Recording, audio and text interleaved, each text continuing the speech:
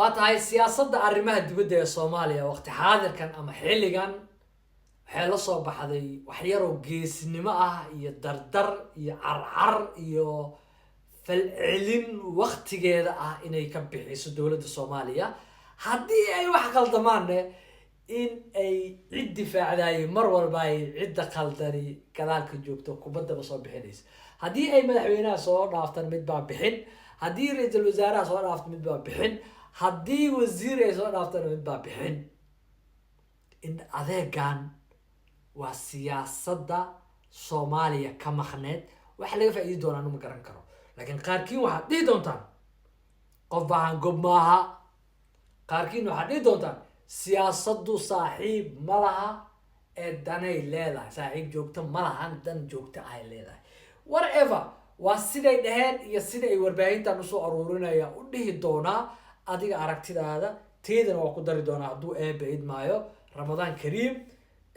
waqtiga afurka soo dhowyaa was dhaafinaya intan safiirka Soomaaliya u fadhiya dalka Mareykanka ambassador Daahir Carab waxa uu sheegay ama beeniyay madaxweynaha inaanu kala jeedin dowladda Mareykanka cidii uu ku tilmaamay madaxweynaha amniga Soomaaliya iyo Muqdisho iyo dalka ka xuntahay ciduu madaxweyne Xasan ku tilmaamay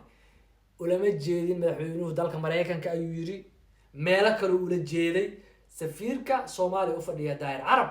oo difaacaya kubadii ka soo qaldoontay madaxweynaha weeyaan sida wada ogsoonahay safaaradda Mareykanka maalin dhexdaas waxay qortay digniino amni guud oo dalka iyo Muqdisho gaar ahaan goobo xarumo dawladda ee airportka caymeen in argagixisada iyo qawaarijtu ay ku soo yihiin dawlad in laga fuljignaado dawladda ilaamaha ay quseysay inay u gudbiyeen sheegeen arintaas dawladda Soomaaliya aad uga carootay meel kasta ay soo fariisatay gudoomiyaha dhin wasiir hadin xildhibaano madaxweynaha goob fagaaraha ka sheegay dadka arrimaha ka shaqeynaya ee qalqal gelinaya ee diyaaradii garoonkii Muqdisho oo xilliga ogeed soo degaya amni darro looga baqi waayay kuwa dhahaya waa loo baqayaa imikadan waa kuwa ka shaqeynaya ama ka xun amniga Muqdisho ay gaartay taa madaxweynuhu uu yiri oo u muuqata caddahay cid loo jawaabayo Mareykanka buu ambassadorka ka hadlay VOA-da xilli uu ka hadlayay طبعا marka madaxweynuhu waxa laga yaabaa in hadalku ma garan karo inuu ku dambaabo ma rabo laakiin ciduu la hadlayo waa Mareykanka cidda lagama wada uu leeyahay safiirkuna waa Mareykanka marka ma siyaasadda dawladda ah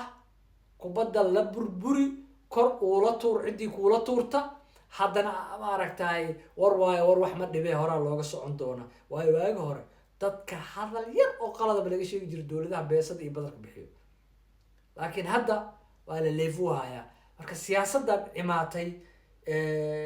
ma garan karo danta iyo qasaaro wax dadka Soomaaliyeed ugu jiri karo marmarka qaar laakiin in raganimo la muujiyo way wanaagsan tahay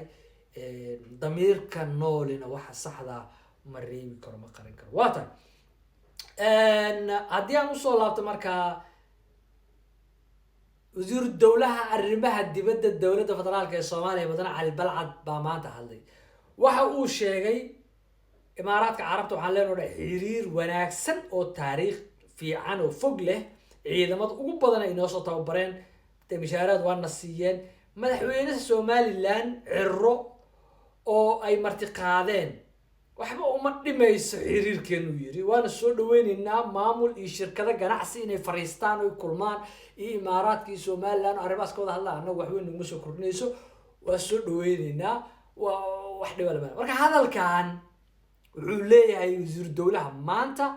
xilli madaxweynaha jamhuuriyadda Mudane Xasan Sheekh Maxamuud uu u ambabaxay dalka isu tagay imaaraadka carabta safar aan la shaacin iyadoo marka wadanka xaalad dagaal uu ku jiro xaalad dagaal xumo ay ku jirto khilaaf siyaasadeed dawlad goboleedyada iyo federaalka ay taagan tahay iyadoo adduunkiiba dhaqaalihiisii qalqal ay gashay iyo xilli maalmo laga joogo wasaaradda arrimaha dibadda ee Soomaaliya ay soo saartay go'aan ah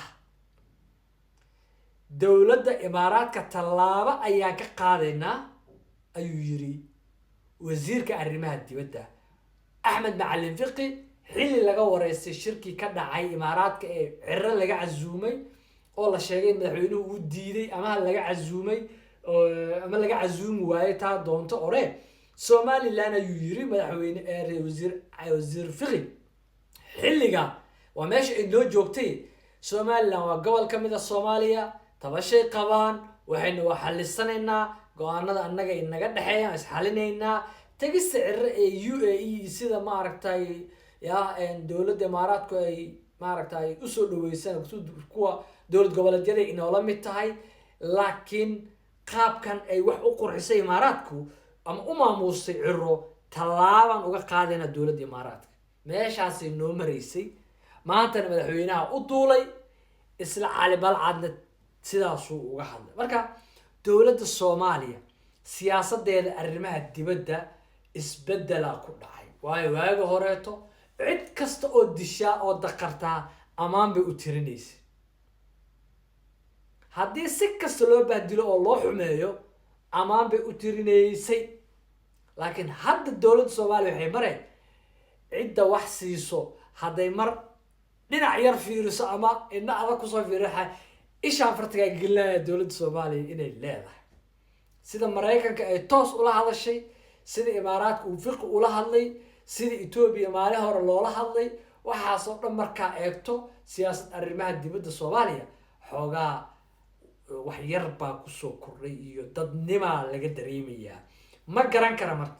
ma dhabihii saxda ma meel saxayna geyn doontaa ma goday nagu ridi doontaa ma garan karo dadka qaar waxyaabaha ay isweydiiyaan waxaa kamid ah war dadkan sidaanaa tiriya maanta maxaa ugu socotaa maraykanka sidaanaa tiriya beesada soo furo haddana maxaa u leedahay dad sidaa wax u cabiraayo way jiraan soomaaliya ma gaarin gaw iyo kurta ma gaarin soomaaliya ruushka maaha china maaha dowladaha dunida saddexaad ee dhaqaalaha haysta weligood dowlad ahayaa go-aankaa gaari karin marka miiskaasna soomaaliya lama saari karo miiska leefleefkana lama saari karo marka labada inay ku dhex socoto iyada nafska waa loo qaateena leeyahay xilligan ilaahay mid qeyr qaba ha nagu sii xawilo markab socdo oo dhadhan fiican leh oo barafuun fiican kasoo carfaayo oo kuraasiisu ay kala nidaamsan yihiin oo meel barwaaqo ummad soomaaliyeed geey doono ilaahay kuwa kusii bedeshaa allah naga dhigo kuwa gadaal usoo noqdo allah inagama dhigo dalkana ha loo istaago ha la difaaco ha loo dagaalamo sharcigiisa ha lagu dagaalamo in lagu shaqeeyo amnigiisa in la difaaco ha lagu shaqeeyo dhaqaalihiisa in la difaaco ha lagu shaqeeyo musuqa laga wado in la diidana ha laga shaqeeyo intaa haddaa isku darsataan dalka waa la dhisi karaa laakiin hadda uma jeede ilaaha keen